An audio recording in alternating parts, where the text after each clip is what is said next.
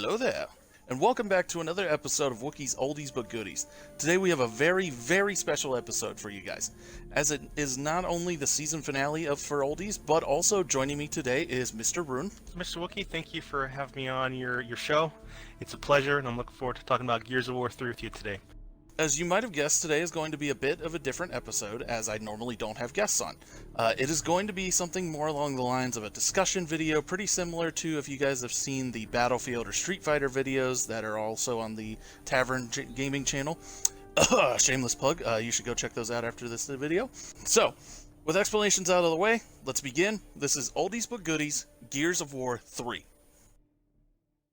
What was your first experience with Gears of War? I will let Rune have the inaugural answer. So, Rune, what was your first experience with Gears of War? To start with the first question, what was my first experience with the Gears of War franchise? So we have to turn back the clock a little bit and go back to the year 2006. Okay, so 2006. Here's a little Rune, just a little middle schooler. He didn't know what the hell was going on, what the world was about. All he knew was about to go to school and video games. That's all he knew about. So this was late 2006, early 2007, around that time. So my first experience was at a friend's house. He was one of the few people in my school who actually had an Xbox 360. So, everyone would want to go to his house and play all the new games. So every other weekend or so, we would go over his house and we would play his games. And one of the games that he had was Gears of War 1. I remember playing a little bit of co-op with him and some other friends. I recall the game being pretty disturbing, creepy, maybe maybe a little scary. A vivid memory I have is doing the first co-op mission when Dom is breaking Marcus out of jail, and it was like a jump scare when you're opening up the door and a body just flings in at you. I was like, all right, I'm done. I'm done with this game. I'm done. I remember just doing a lot of co-op on Gears 1 at my friend's house there, and that was my experience with the game. My own experience whenever I go to his house, I play. Until I got my own 360 a little while after, and I could play myself. So, the first one, Gears of War 1, my first experience. My first experience on Gears of War actually was also at a friend's house, which I find pretty funny that we have similar first experience with Gears of War. Basically, back in high school, I was probably about like 16 or 17. I, like you, did not have my own Xbox 360 yet. I think up until I turned 18, all I had was an N64 and a PlayStation 2. Unfortunately, not at the same time. I would go over to my friend's house, and he had an Xbox 360 set up in his room, and one day he is just like, "Hey, you want to play this game Gears of War 2 with me?" We hop on his Xbox, and he didn't have Xbox Live at the time, so we stuck to co-op, like not even the story, like we just did Horde. And that alone was enough to addict me to that game. Like, almost every time from that point on, whenever I would go over to his house, we would play Gears of War 2 and, try to beat the Horde mode. And it was just a super fun time. And, yeah, it was pretty much it. It was just super fun, and I'm thankful that he shared it with me. When did you first start playing Gears of War 3? And I'll go ahead and I'll give my answer for this one. We'll just go back and forth. We'll take turns answering first. And basically, I started playing Gears of War 3 day one, the very first day it came out. I believe I was actually one of the people at a midnight release for it. But the whole backstory of everything, because there is a backstory, ironically, to me just buying a game. That same friend that I went over to his house, like I said, when I turned 18, I bought myself an Xbox, and I bought it off him, actually, for $50. And looking back on it, I was probably a little bit of a douche and a little bit took advantage of this friend because he was going through a breakup at the time and was not very rational and was just kind of selling stuff. But he offered it to me and was just like, "Hey, you want to buy my Xbox for $50? I was like, sure. I started out by playing, actually, Knights of the Old Republic was the first game that I played on my new Xbox, and then I started playing Gears of War because I bought, I think it was called the triple pack at the time, where it was Gears of War 1, Gears of War 2, and that secret side mission where Dom and Marcus dress up as the Locust. I bought that, and I was just playing the story. You know, I was having fun. I was like, yeah, you know, like I'm probably not gonna get Xbox Live. You know, like whatever. Like, cause you know, I'm playing this, and I'm playing mostly Knights of the Old Republic, so I wouldn't even use it anyway. Then randomly, I just decided to cash in on the like the Xbox Live like free trial card that the game came with, and I cashed in on it, and before even the end of my first match, I was like, I need Xbox Live. So Yeah, you were yes, and so I went to GameStop and I bought an Xbox Live card and I pre-ordered Gears of War 3, and I picked it up, like I said, midnight the day it came out, and I never looked back after that. I first started playing Gears of War 3 on Christmas Day 2011. Gears of War 3 came out at the fall of that year. I think it was November 2011. And I remember when it came out, I was like, I'm going to put it on my Christmas list and, you know, write a little letter to Santa Claus, you know, put it in the mail. I don't know if your parents ever did that or if anyone else watching ever did that. You know, you'd write your Christmas list and you would pretend to put it in the mail, and then Santa would pick it up from your mailbox so he would know what to get you for Christmas. So anyway, I put Gears of War 3 on there. And I got on Christmas Day, probably one of the best Christmas days ever. I booted up the campaign right away, tried out the story. I played a multiplayer same day. First map was Team Deathmatch on Sandbar, and pretty much spent the rest of the day. I was locked in my room pretty much the rest of the day playing Gears of War 3. I don't even remember if I went to sleep that night, though I remember spending pretty much the rest of my Christmas break from school just playing Gears of War 3. Well, that sounds like a pretty awesome Christmas, buddy. Oh yeah, no wonder why. No wonder why I love Christmas. I get all the good stuff. I have a great time. So many memories. But I don't think my family ever did that whole like thing that your family did. But then again, my dad has my dad has been playing Santa Claus for as long as I can remember. So I probably just handed it to him, like, here's Santa. Yes, fun fact. He's been doing this he's been doing it for years. Like, he goes to places and he legitimately gets paid to be Santa Claus. So he's pretty good at it.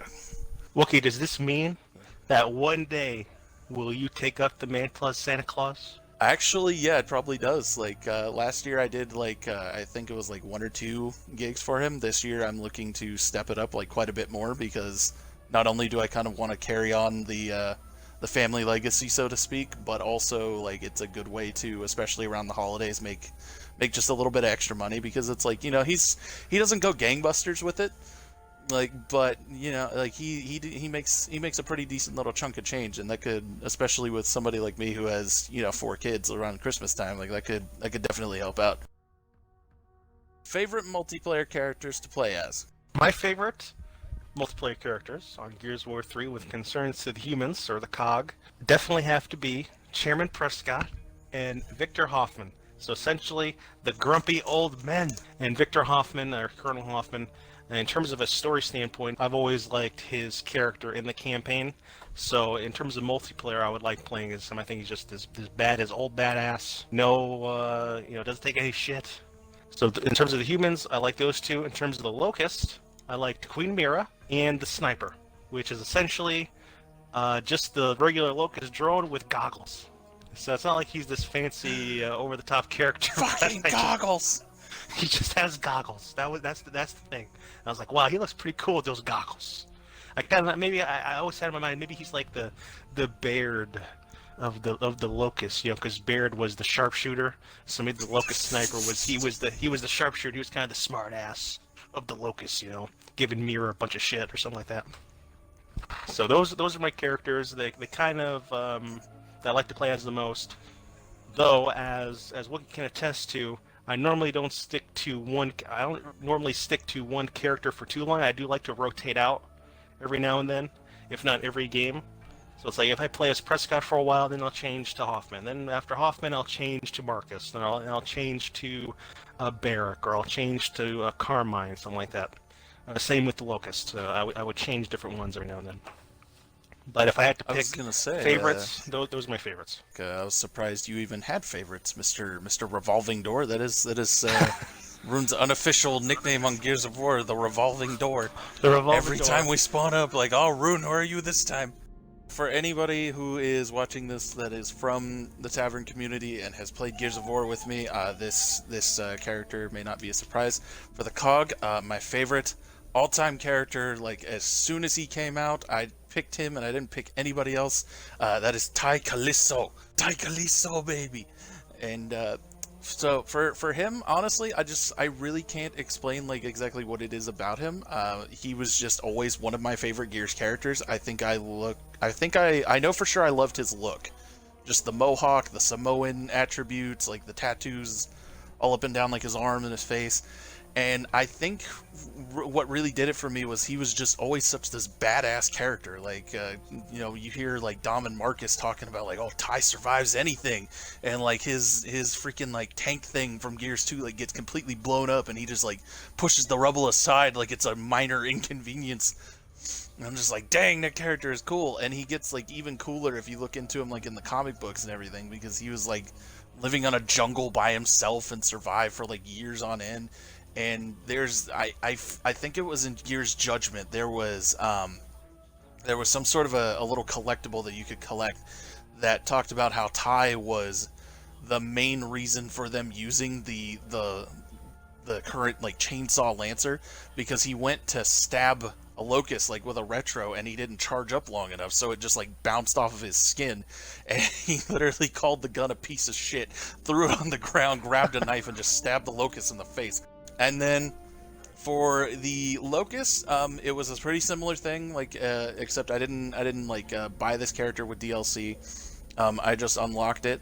It was the Golden Hunter, but pretty similar story to Ty. Just like as soon as I got it, I equipped it, and I never equipped anything else. And for him, I almost see him as the Ty Callisto of.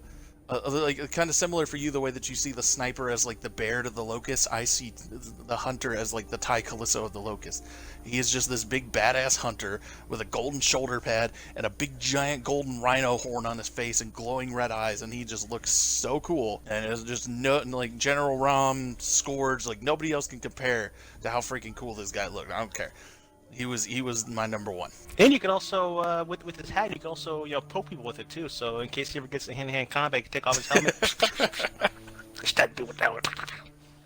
Yeah, Ty Callisto, I know you absolutely love him. I know you're waiting for him to come to Gears 5. I remember when we played Gears 4, you always be Ty Callisto. Gears 3, Ty Callisto. The times that we played Gears War 2, Ty Callisto. So that's him. Like peas on the pod, like white on rice, Wookiee and Ty, forever together. And in terms of the story, yeah, you mentioned in Gears 2 when Ty, he had his rig destroyed. He also went toe to toe with Scourge, not hesitating at all to fight him, and held him off with the Lancer, so Marcus and Dom and everyone else can escape. So I could always that was just, and by doing that as well, he pretty much sacrificed himself so that these other people get away. So that's another character trait that I find very admirable, that he did that, even though anyone who's played Gears 2, we know how things ended up, but his legacy carries on. His legacy carries on, and it's okay. Favorite and least favorite multiplayer maps. This one for me is this one was hard. This one was hard because I love almost every single one of the Gears maps. I think in one way or another they're all great. But if I had to pick a few, I would say Sandbar, Overpass, Thrashball, Rustlung, Blood Drive, Depths, and Clock Tower are like my all-time favorites. I know that's a lot, but I just love all of those maps, like the architecture, the map layouts, like especially with something like Depths. Depths is just such a cool map to play on because you can look out and see the ocean. Thrashball was like the first map that I ever played on for like the Gears 3 beta. Sandbar was always just a really cool and a really fun map. And if I had to pick one that I do not like, I would say the Slab. I don't really know what it is about this map. It just kind of rubs me the wrong way. Like I think the layout is kind of weird and a little bit one-sided, and I just think it's hard to play on, and I don't like it. I don't like it. I'm in a very similar situation with you. We got a lot of similarities here in this discussion. I like pretty much most, if not all, the Gears 3 maps. It was also hard for me to figure out, which ones I didn't like or the favorite ones. And I test that to the fact that every map I feel is different. Each map has its own different, has its own character, has its own atmosphere. You play one map, it's not going to feel the same as the second one. I just felt like the environments I thought were unique for each one. If I had to pick maps that stood out to me the most or ones that I really enjoyed, I wrote down a couple of them here. One map is Sandbar. You always got to remember your first. So Sandbar was my first ever Gears of War 3 multiplayer map. I'll always remember it. I always loved the little, kind of reminds me of the Lion King, right? Where they're on top of the rock and they oversee the whole courtyard, the whole map. That's what I kind of felt like, because the sniper would normally spawn up out there, like on top of the rock that overlooked the whole map. Felt like you were Simba. But with a sniper rifle. And you could pretty much just pick off people across the map. If you hold that rock, you pretty much control the entire map. So I thought that was pretty funny. I thought that was pretty cool. I also like Mercy. I like that you're battling in this rundown church area. Checkout. I always thought it was hilarious that the Locust and the humans were fighting in this abandoned supermarket. So I always thought that map was really fun. And I really liked Academy, which was one of the DLC maps, I believe. And then when it comes to least favorite maps, I'd say the one that always got me, or that got me and my friends, was the map Bullet Marsh. Bullet Marsh was a sniper's dream. Oh my god, I forgot about that map. And people who didn't like snipers was their worst nightmare. And it also was an easy map to get spawn trapped on. And in Gears of War 3, they had the mechanic. The generator. The generators and the krill would show up. Oh yep. My god. I'm gonna say whoever. This is my favorite way to kill people in that map. I'm gonna tell you, I don't know how many times I died. I was like, okay, is it safe? Is it safe to go in there? Because the boom shot would spawn in this area. If you shoot the generators, the light would go out where the boom shot was. So you think, oh, is it safe? Is it safe? I'm gonna get the boom shot. I'm gonna go. And right at the last second, someone shoots the generator and you get eaten up by the krill. I was like, god damn it! The boom shot's lost again. I forget exactly how me and my friends did it, but I remember we were able to get in there and get the boom shot and get out before the krill managed to eat us. Oh, I don't remember. I don't remember exactly how we did it. I think you just had to be like super fast, like run in there, grab it real quick, and then like do like a backwards jump as opposed to a forwards jump. If I remember right, but I have memories of getting that boom shot with the krill being there, and like the other team would always be like, "What the hell? How you freaking do that?" Wookiee, man, I praise you, because I would always die. And okay, so here's another thing. Not only when the enemy shoot the generators, okay, you also if you want to mess around with your friends or mess around with your teammates, you could also shoot the generator. Okay, and get the krill to attack your teammate, and even though you would lose like 200, 300 points off your score, it would still be funny as hell. Favorite multiplayer weapons. My favorites were the digger as well as the mortar. I think one of my main reasons for liking the digger was I would like to go up to people and treat it almost like a boom shot, because I thought it was absolutely hilarious when you would fire it right at their chest and it would like just dig into their chest and they'd just be standing there having a seizure for like 5 seconds before it blew the upper half of their torso off. That was always fun. The hammer burst, because this was the best that the hammer burst has ever been, and I really wish that they would bring back the Gears 3 hammer burst, because like god dang, like they neutered the damn thing and I hate it. The one shot, because I really can't explain it. Like I just sort of like it. I sort of picked it up one day and I was like, god dang, this big old gun freaking badass, and I just started like practicing with it like all the time to where I was super good with it, even able to out one-shot other one-shotters, which was always super funny. And then let's see, the Boltok, because it was, it's a big freaking revolver. Of course it's one of my favorite guns. It's freaking cool. I love running around big freaking revolver. But my favorite weapon, the one above all the other ones, was the boom shot. Ever since I first used it in Gears of War 2, the boom shot has been my special baby weapon, and I just every map that it spawned in, every chance that I had, I would go for it, and I would cling onto that thing like it was nobody's business. And I just love it. It's my favorite. Now with the hammer burst, whew, yes. so tell me, How many hate messages did you get with the hammer burst? Because with the hammer burst, if you had a good trigger finger, you could take down people very, very quickly. You could melt people with the hammer burst. Okay, if you had the right reflexes. How many hate messages did you get back then? Oh, you're using a scuff controller, using rapid fire, Wookiee. You're cheating. I think You it was suck. I think it was several occasions when that happened, and honestly, those are some of the proudest moments of my Gears career. Like when your Yes. trigger finger is so fast that people are hate messaging you saying, "Oh, you nice mod." It's like It's like, well, thank you so much. favorite multiplayer memories. This is the one that I warned you about up front. Um, this is the one that I told you that has like the long explanation. And I apologize to anybody if it sounds like I'm reading off of a script here. This is what I had written down ahead of time so that I essentially could include everything that I wanted to talk about. Because for me, that is the most difficult question that you posed to me. That is the one that I wrote down / answered like absolutely last. And it was the one that took me the longest. And it's basically because at the height of me playing, I was playing Gears of War 3 from the time I woke up until the time I went to bed.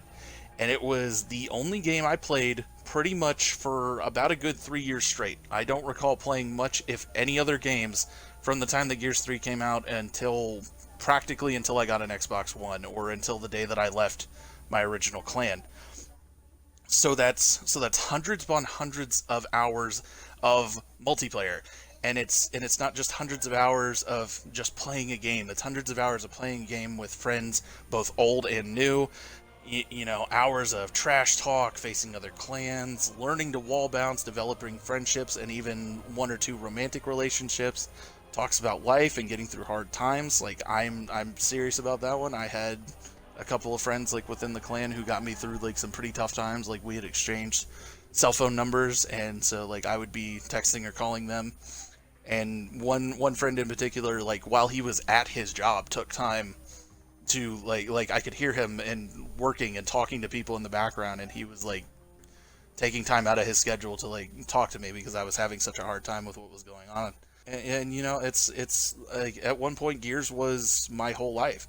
But for the sake of the review, I selected 3 moments that stand out to me the most. And the first two are gonna, with like my whole little emotional speech there at the beginning, the first two are gonna maybe sound a bit random. They just kind of stick out to me just because of like what happened. I was playing a match on Clock Tower, and I went for like a random rolling dive that you used to be able to do in Gears 3. And right as I did it, a boom shot literally flew directly underneath my feet, and I had dodged the boom shot without meaning to. And I just remember I was talking to my friend, and I was like, the one time I wish I had a capture card. And then there was yet another, another random match. This time I was playing on Rustlung, and I can't remember if I was using the retro or not. At one point or another, I had used all of the weapons as like my main. I wasn't always a hammer burster, but I do remember using the sawed-off shotgun, and my team was losing bad. We lost the first round of the team deathmatch, and the other team was just talking so much shit, and most of it was directed towards me because I was using the sawed-off. They were calling me all kinds of names, mostly scrub, which was a big insult back then. Oh my god, how dare you call me that? So they just kept repeating that and calling me a noob for using the sawed-off. So I switched over to the Nasher, and my team won the next 2 rounds in a row. And I just remember I rubbed it in their faces hard, and they had nothing to say after that. And that was just a really good moment for me because I was like, yeah, fuck you. And the last moment that I put is meeting my first ever clan leader, Creeper. And I put this one up high because if it hadn't been for meeting him, I probably wouldn't be where I am today within gaming. Like it was because of joining his clan that I played Gears as much as I did. It was because of joining his clan that I made the friends that I had. And honestly, if it wasn't for joining his clan, I might have never signed up for our previous community, which means that I wouldn't be in this one. So it was just sort of meeting him just sort of kickstarted everything that I needed to have kickstarted in order for me to eventually get to where I am now.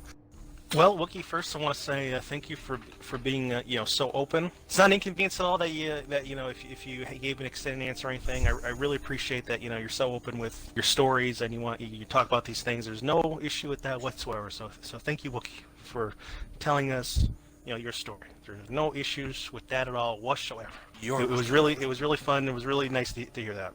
I think you put it very well when you said that it's not just I'm playing Gears of War 3 for 10 hours or 11 hours or X amount of hours.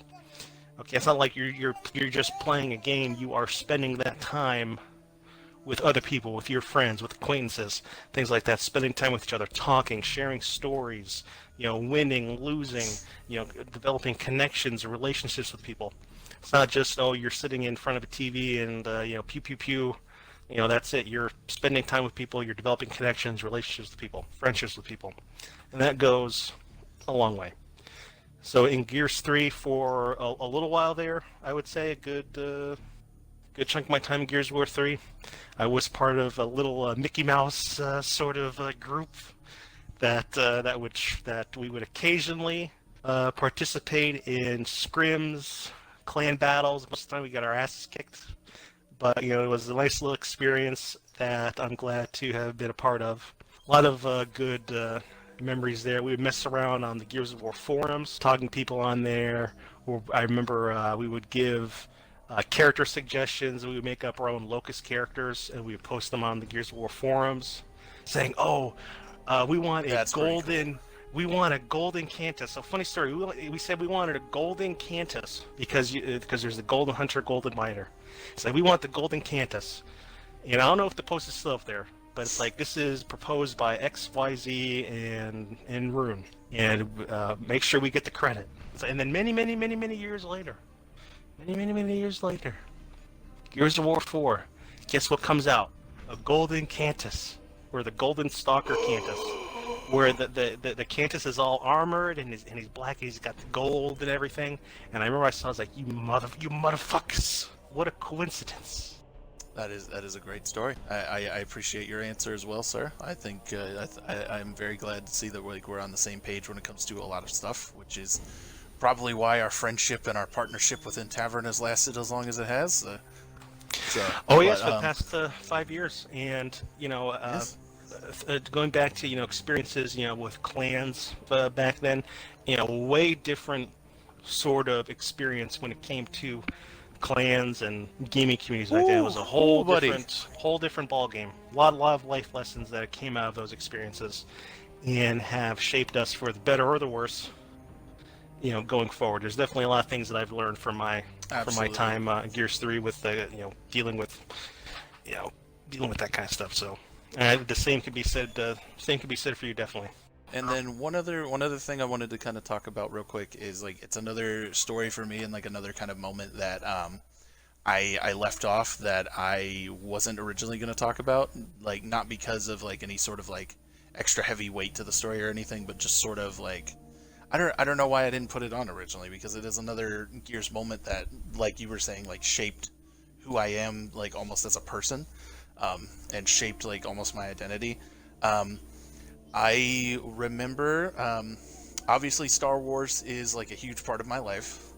It's one of my favorite things that I love, and what many people may not know is that WookieeJedi was not always my gamer tag, but my gamer tag has always had something to do with Wookiees in one form or another. So my original gamer tag was WookieeMan78. And then I wanted to change it after a while, and that was when I changed it to Lobaka, and that was Chewbacca's nephew inside of the Star Wars novels, and he was a Jedi, and that was when I met Creeper and everything like that. And after a while, I wanted to change it again, so I changed it to Tavaka Loey, because Loey was Chewbacca's was Lobaka's nickname. Sort of like how Chewie is short for Chewbacca. And then Tavaka was another Wookiee Jedi, and he actually trained Plo Koon. So I was trying to make references to not just Wookiees, but WookieeJedis, like as I was making these gamer tags. And then after a while, the clan leader was like, "All right, you got to put the clan tag in your name. You got to put ROR in your name." Because at first it was optional, and then after a while, he just kind of made it non-optional. So I was like, "All right, whatever." And I changed it to ROR Wookiee King at first, actually. After another member left. She was one of the founding members, and she was Creeper's like right-hand woman there. After she left, I was made like second in command of the clan, and this was a pretty big moment for me. You know, I found this out like through a phone call, like in a van as I was traveling with some friends to go to a local show, and it was a huge deal. But unfortunately. I don't know if it was just me not having proper control of myself or being so young or a mix of both. I sort of started to get carried away. Power started to go to my head too a little bit. And eventually he kicked me out. He kicked me out of the clan. And I'm talking about this because it was a huge moment for me because I feel like it taught me a lot of lessons. It adjusted my leadership because... As Rune can probably attest, I'm not like that anymore. It sort of taught me it gave me a swift kick in the butt as to like, oh, you can't act like this. But also, because it's like I said, it taught me a lesson, so it's almost like a redemption arc for me because he said that I could continue playing with the clan. He didn't have any problems with that. So I played with them here and there. I changed my name to just the Wookiee King. And then after a while, he extended the offer for me to come back into the clan, and that was when I changed it to ROR WookieeJedi, and my gamer tag has been WookieeJedi literally ever since. So I've had WookieeJedi as my gamer tag in one form or another for probably the past like 7 years, at least. But yeah, like I said, I just wanted to talk about that real quick because it was just another like big pivotal moment for me that just sort of shaped who I am now. And yeah, I'm so happy you got to talk about your origin story. Your origins. Yes. Where did the WookieeJedi come from? You know, because everyone has a story. Everyone has a road or a journey where they came from. You know, it's not like we just plopped out of the CI someplace. It's like, oh, you've always been this way, or oh, hey, what? You're just, oh wow. It's like, no, it's been a long road, and it's definitely has been a long road for you. And I'm very happy that despite everything, and any ups and downs, that you're here now. I'm looking forward to people hearing the story because I don't think a lot of people necessarily know the fine details behind yourself. So this will be probably a great not. opportunity. I think you're probably one of the only ones like I've told this story to before this video. Opinion of the overall multiplayer. Does it hold up to today's standards? Rune, what is your educated opinion? So my expectation. What does this nerd think of Gears of War 3 multiplayer? Does it hold up? Surprise, surprise. Gears of War 3, the multiplayer for Gears of War 3 is by far my favorite out of the entire series. That also includes the modern day, the Gears 4, Gears 5, and Judgment.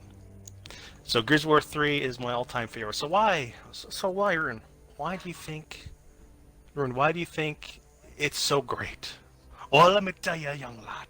One of the reasons why I think the multiplayer experience was so good was because of the unique content variety Gears of War 3 had. When you look back and you see how many maps, even Rammstein, even though that was single player, but there was multiplayer characters, the PvE modes, Beast Mode, Horde it's mode. It's just Mom's phone.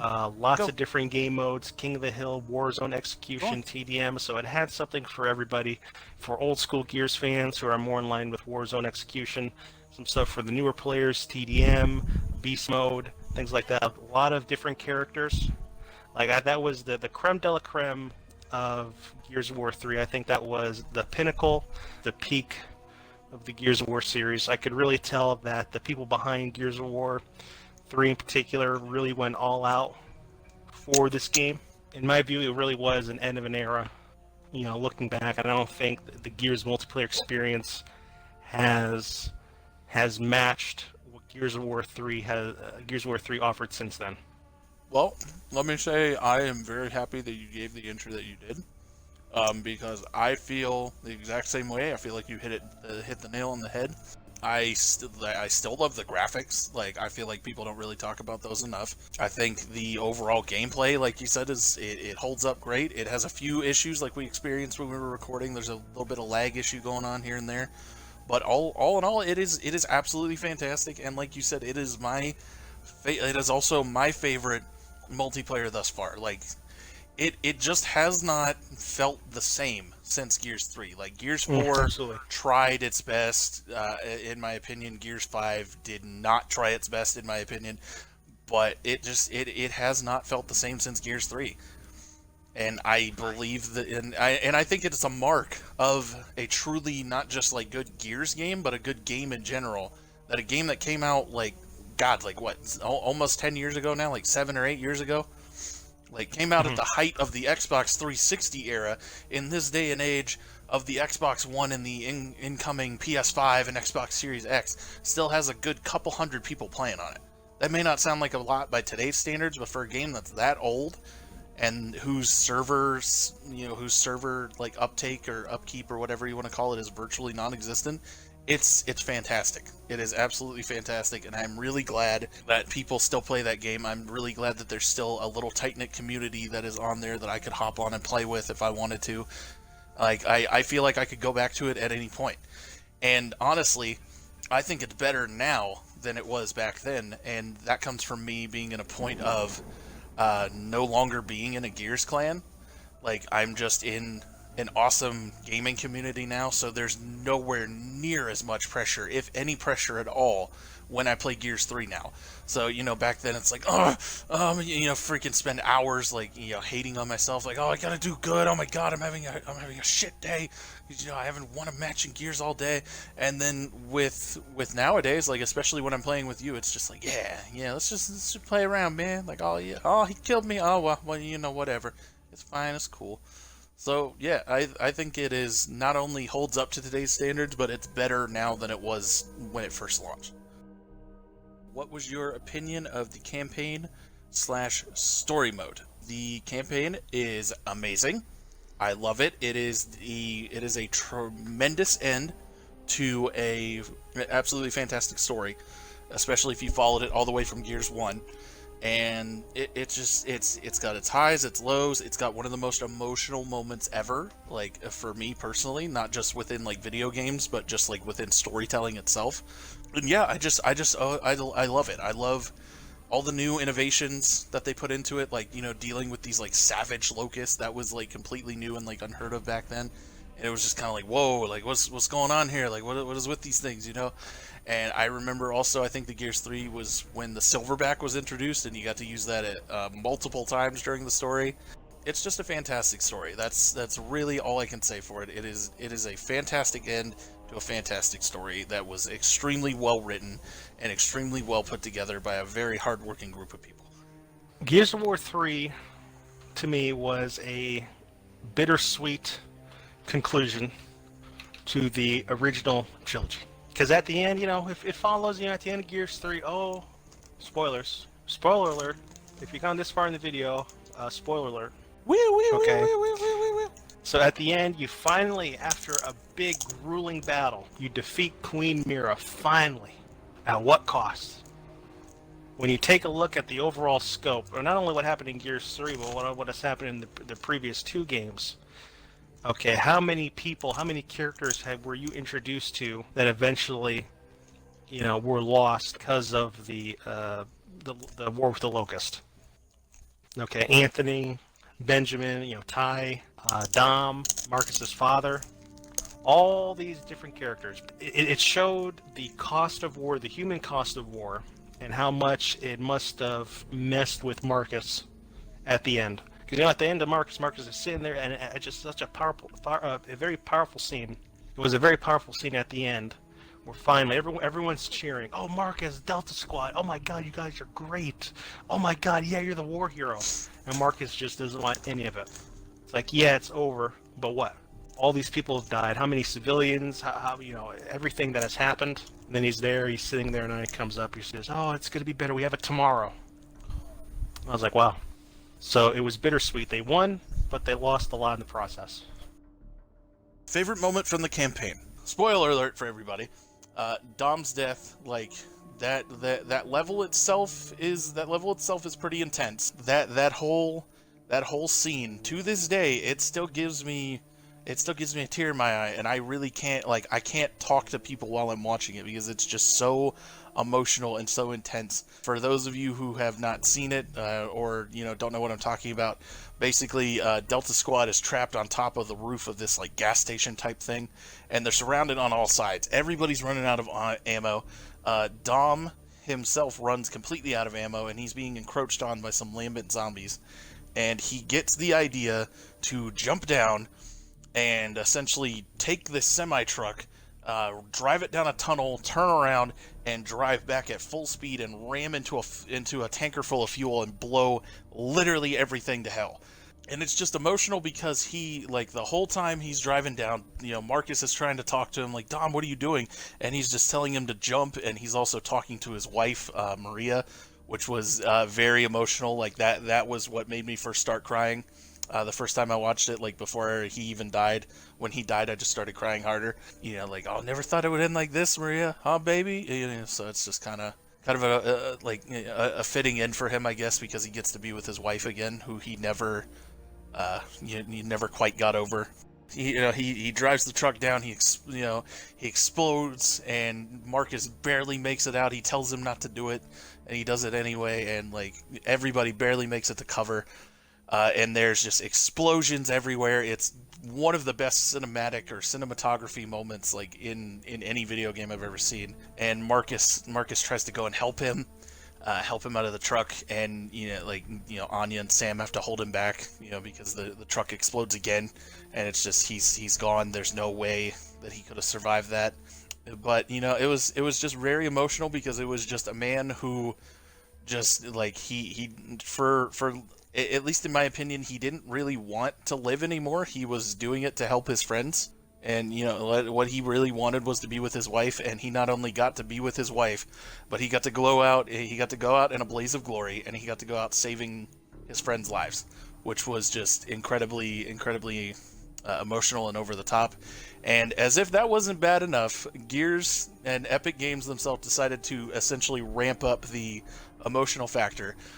Because while you're watching like everything explode, like there is faint music playing very softly in the background, and if you listen, it is an instrumental of Mad World, like do do do do do do do do, which the instrumental is just like it's a good instrumental like in and of itself, and it was very poetic and very fitting to what was going on screen at the time, especially with all the explosions. But it's also emotional because, like Rune was talking about, like Gears 3 kind of felt like the end of an era. It felt like the end of, the end of, it felt like almost like the end of everything. Like there wasn't going to be another Gears. And Mad World was the very first song that they ever used to promote the original Gears of War, with their original trailer of Marcus like running through the streets and running through the corpses and stuff. That was my favorite moment. Yeah, it was really an emotional scene, very heartbreaking scene. With Dom going, bring up a lot of good, excellent points about how Dom at that point was pretty much only going on because of his friends. He wanted to be there on Marcus' side. It just really shows how great of a friend Dom was.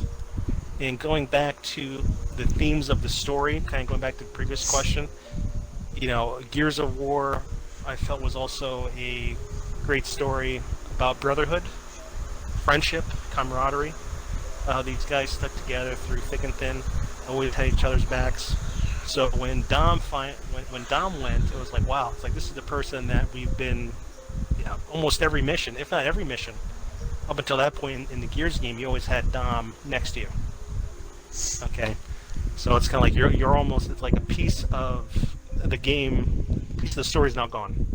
You brought this up to me when we were recording gameplay, You're also talking about another element of Dom's story, which makes it even more sad, bitter, tragic, is that, in Gears of War 3, we were introduced to Samantha Brine, and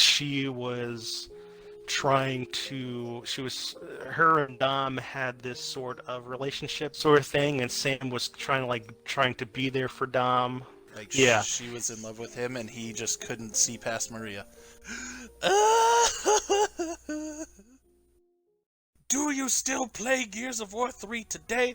And if so, why? To quote a great man, oh, hell yeah. I definitely still do play Gears of War 3 today. Well, so Rune, why do you still play it? Well, well, the true answer is nostalgia. I want to go back. I want to go back in time. Let me go back to 2011. Okay. Let's build a time Stop machine. stealing my answers, damn it! Like Bill and Ted. Oh, and I have to say, this is gonna be a very interesting. This is a very interesting thing. People are gonna be like, are these the same people talking? Who are these people? Why are they? We think too much alike. So we need to pull a Bill and Ted. That's all I'm saying. Okay. Absolutely, still play today. It is definitely enhanced by the fact that on Xbox, I think one of the biggest benefits, or the biggest positives, biggest pluses on Xbox is the backward compatibility program, and how easy it is to play these older games, especially even playing the online components. Okay, because that's another thing. I can just pop on Gears now. I can play online. I could pop in Battlefield 3, play online, still access the servers. I can play Perfect Dark Zero, access the servers, play online, assuming they're still up for some other games.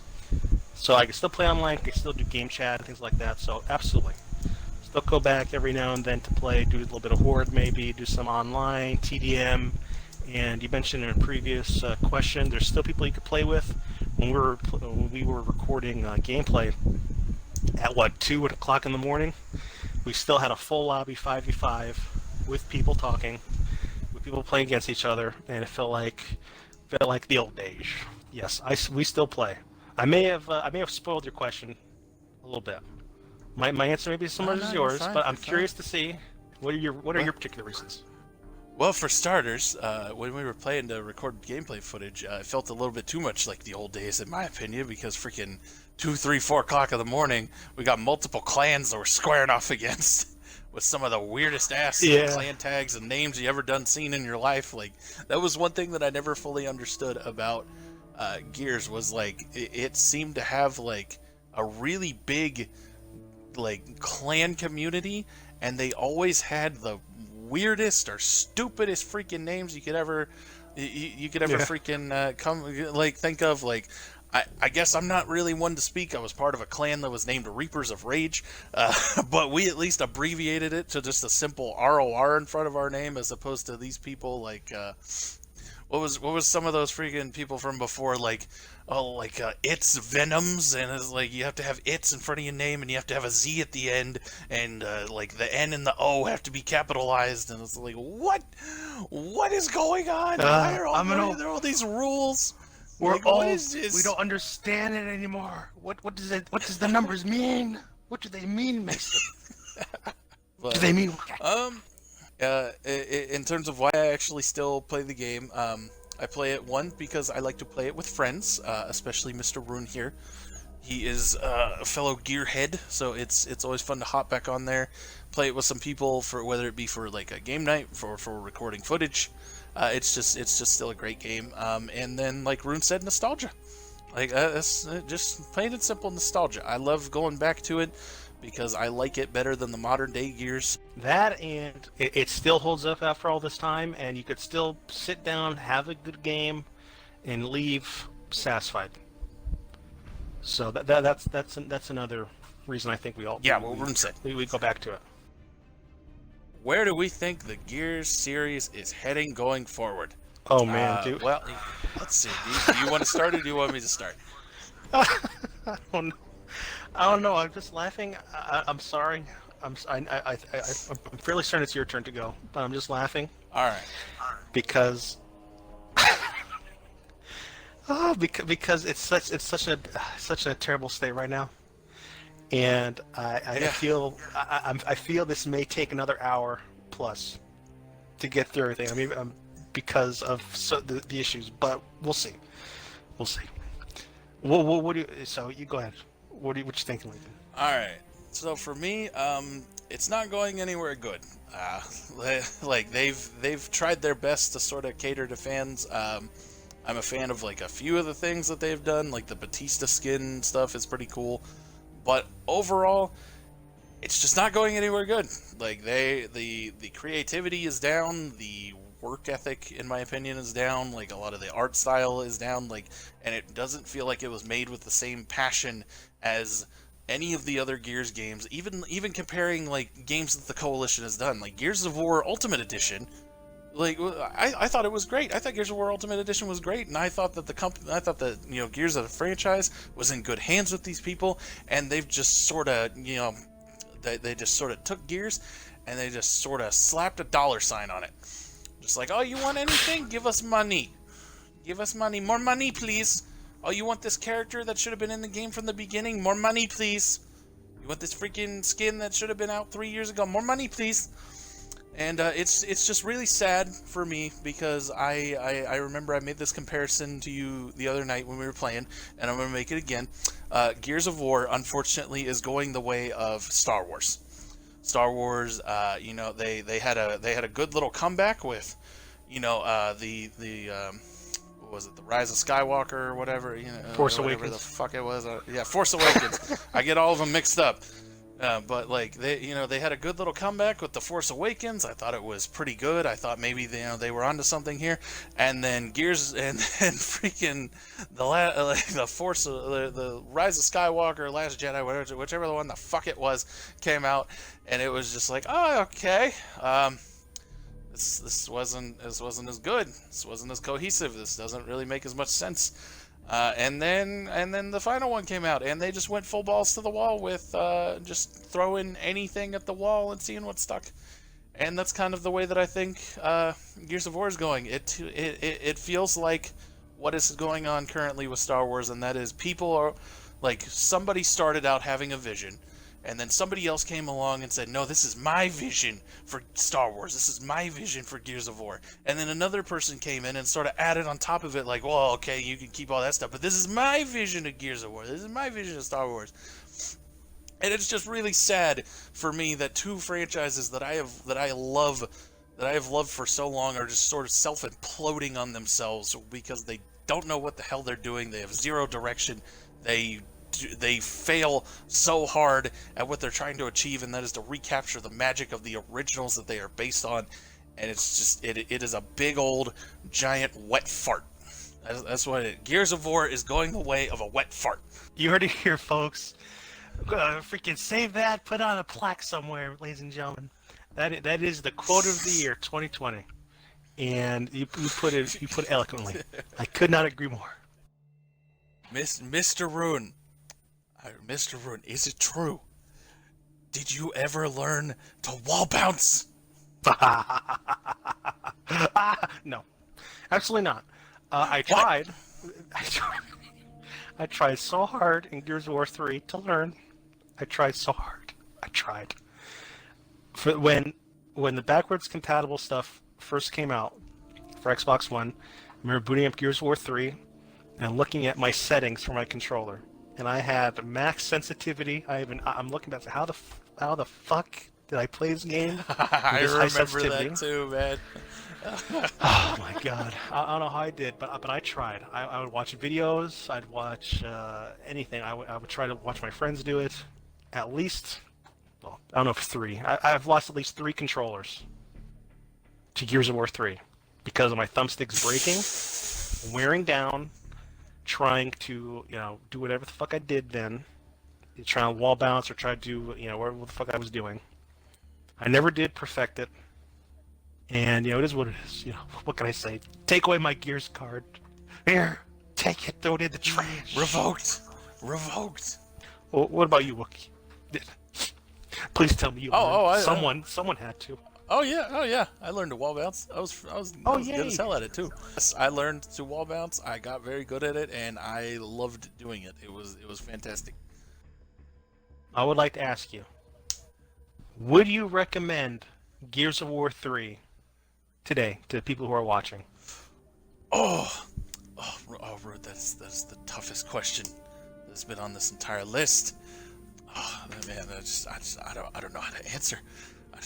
I don't know. Who am I kidding? Yes, of course I would recommend Gears of War 3 to anybody watching this video today. I would recommend that all of them go pick it up right now. Video's not even over yet. Go pick it up right now. Go. Keep watching this video while you're going to get it. Go walk to GameStop. And it's just we've given numerous reasons as to why it still holds up. Like when we talked about the multiplayer, and just like how much we love it and all the good times that we had. And I believe that this, like we said, this game still holds up. It still is fantastic to play. It still has a community, so you might even make some new friends while you're in there. And it is a fantastic game, and I recommend it highly. 110%. This is the game for me personally that has held up the best and is the most recommendable out of all the games that I've done for Oldies but Goodies this season 1. And by extension, and little PS to Wookiee's answer. Also, you might as well just get the whole Gears of War 1 and get Gears of War 2 as well. Get Gears of War 2 too, okay? Just get the whole Gears, the original trilogy. Gears of War tutu? Is that when they're wearing tutus, special ballerina edition? Yeah, something like that. It's very rare. It's very rare collector's edition. I wholeheartedly agree with your add-on. Like I firmly believe that they should get all of them because it's almost incomplete. Now another good question. The real question would be, like, obviously they can get Gears of War 2 and 3 through the backwards compatibility. Gears of War 2, I would say, holds up. The story mode still holds up fantastically with graphics and like the overall story and everything like that. The multiplayer, not quite so much. It was kind of on its last leg right around the time that like Gears 3 came out. Pretty much like everybody just kind of switched over to Gears 3. But should they get the original Gears of War 1 or should they get the Ultimate Edition? The remastered?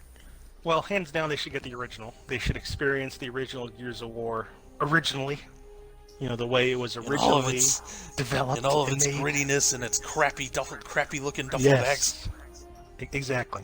Just remember, kids, whatever you do, don't get Gears of War Judgment. We don't talk about that one. What? Was that the wind?